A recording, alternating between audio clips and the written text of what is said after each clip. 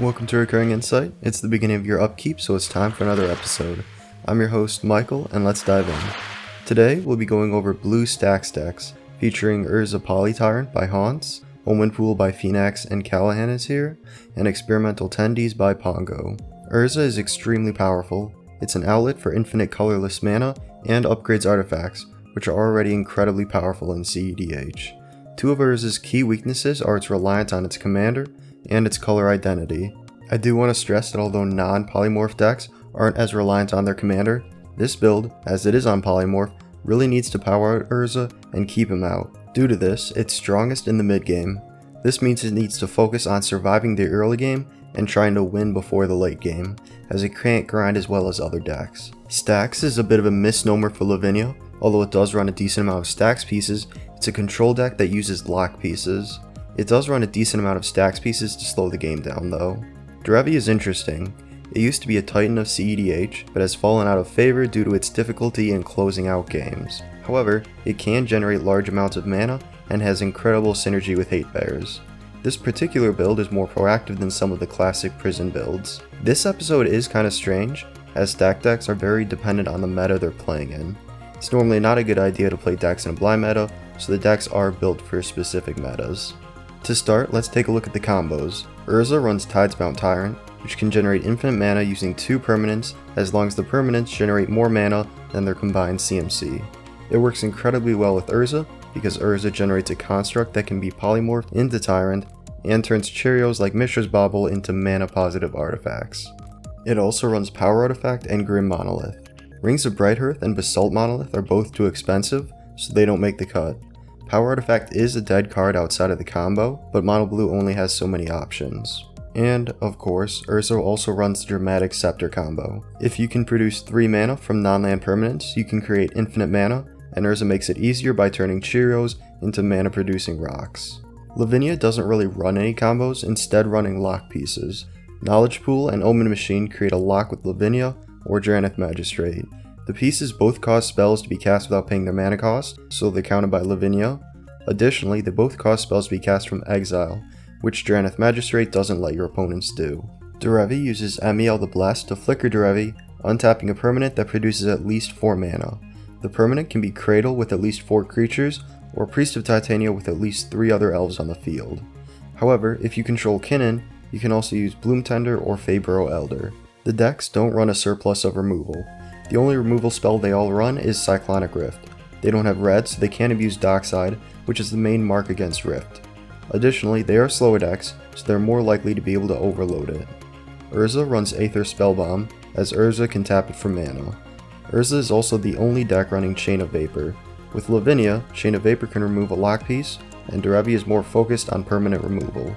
Gilded Drake is incredibly powerful, and is only excluded from Urza to enable Polymorph. Derevi runs Force of Vigor, which has a higher ceiling than Nature's Claim, and Derevi often has a surplus of green cards.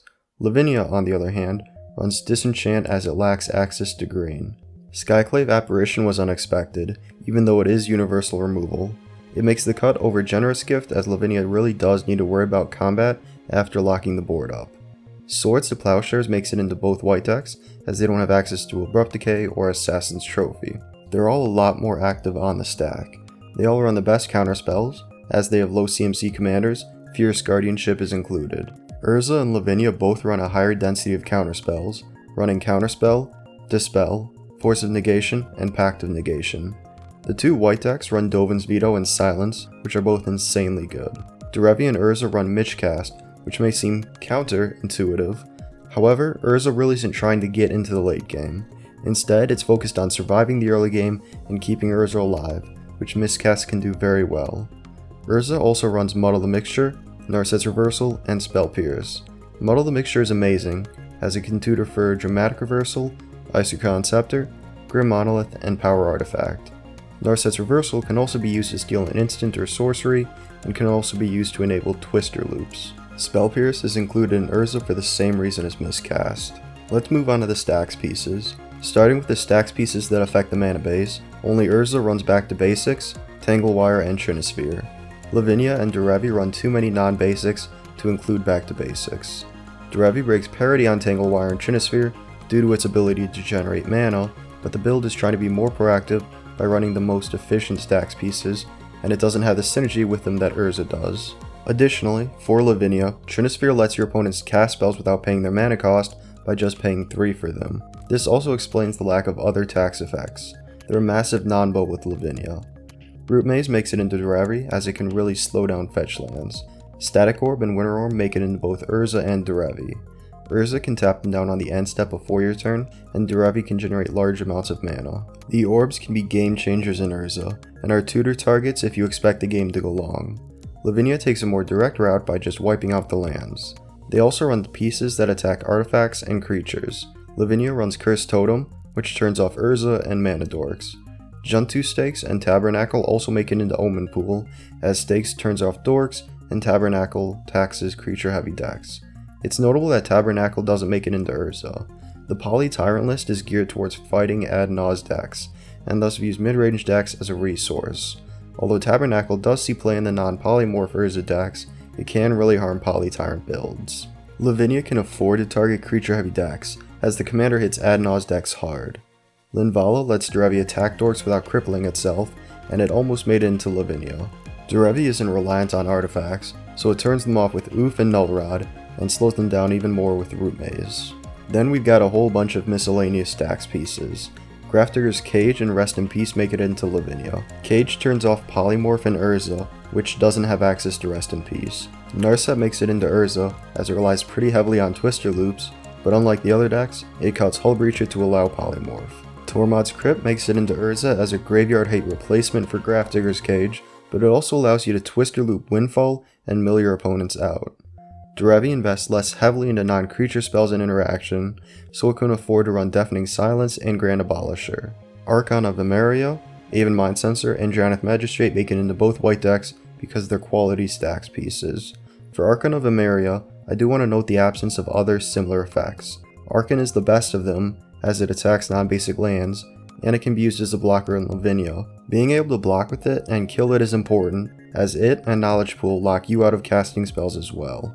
None of the decks have draw engines in the command zone, so they have to run a decent suite to make up for it. They all run the best cantrips, engines, and the wheel.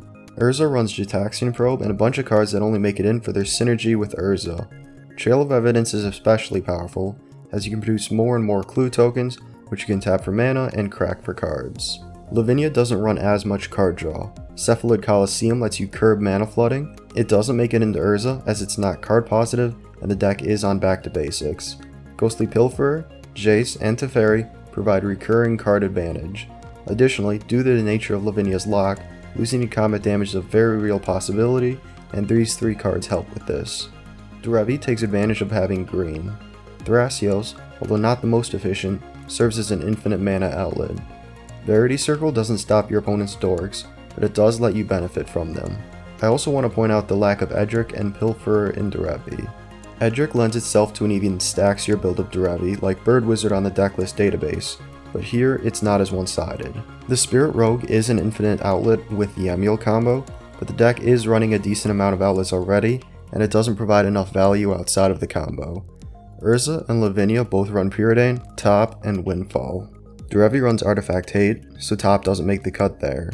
Windfall could make the cut in Derevi, but it's a dork deck, which can't vomit its hand like the other decks. They also run more expensive card draw spells, as they are trying to lengthen the game. Props to them for running Recurring Insight, but I may be a little biased. Consecrated Sphinx makes it into both Lavinia and Derevi. As mentioned earlier, Lavinia does need a decent board presence with the lock, and Derevi can generate large amounts of mana to cast it. Moving on to the tutors, the only one they all run is Mystical Tutor. Urza goes heavy into artifact tutors, even going so far as to include Reshape and Tezzeret. They don't make it into Lavinia, as Lavinia isn't truly a Stax deck. She's a control deck, and thus a value Reshape won't have the same effect as in Urza. Additionally, Urza runs a large number of Cheerios, so it won't be set back too far if it's countered. Intuition is instant speed, and can grab a number of redundant pieces depending on the situation. Merchant Scroll can grab Dramatic Reversal, Muddle the Mixture, or an Artifact Tutor. Personal Tutor is substandard, but it can find Polymorph, which grabs Tyrant. Proteus Staff is an easy to tutor redundant piece. Derevi goes very heavy into the tutors in order to find the exact right Stax piece at the right time. Captain Sisay and Wargate are both pretty unique. Sisay can grab Emiel, while Wargate can grab any permanent. Both white decks run Enlightened Tutor because, well, why not? Urza and Lavinia both run Transmute Artifact and Whir of Invention, as they can grab a combo or a lock piece. The ramp is going to vary wildly due to Derevi having green and thus access to dorks. They all run the best rocks. Not much to say about these. Urza runs quite a few rocks that don't make it into the others. With Urza, Everflowing Chalice can be cast for 0, Jeweled Amulet doesn't need a charge counter, Lotus Petal doesn't need to be sacrificed, and Sapphire Medallion can provide a discount and be tapped for mana.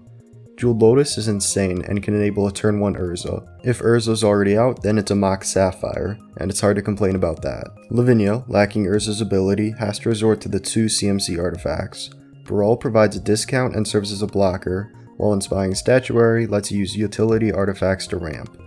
Derevi takes advantage of the dorks and enchantments that green has to offer.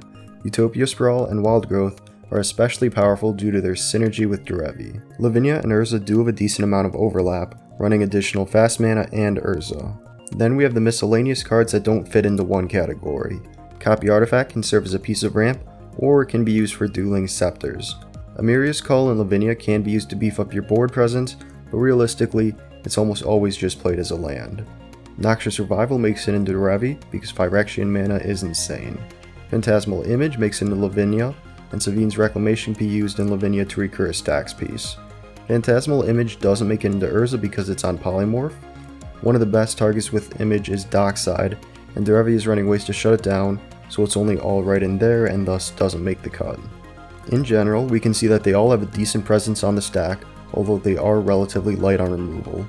Lavinia goes the heaviest on removal because, as previously mentioned, she needs to focus on not dying to combat damage with the lockout. Urza is the lightest on stacks, but as previously mentioned, the Stax pieces are all devastating and it only needs to survive to the mid game. Lavinia has the lowest amount of tutors as it only needs to find one piece. Derevi has the most tutors as its combo has the most pieces and it needs to make sure it can hit the right Stax piece at the right time. The ramp is predictably weighted towards Derevi, which has access to green. Credit goes to Hauntz, Fenix, Callahanishere, and Pongo for the decks and Scryfall for the images. The authors were all incredibly helpful when I was going over the decks, so if any of you are watching this, thanks again and I hope I did the decks justice. There are deck techs about Urza and Lavinia, and the links are in the description if you want to learn more about them. Let me know which was your favorite deck in the comments. Thanks so much for watching, I really appreciate it. If you liked the video, feel free to like, share, and subscribe. I'm Michael, and I'll see you at the beginning of the next upkeep for another episode of Recurring Insight.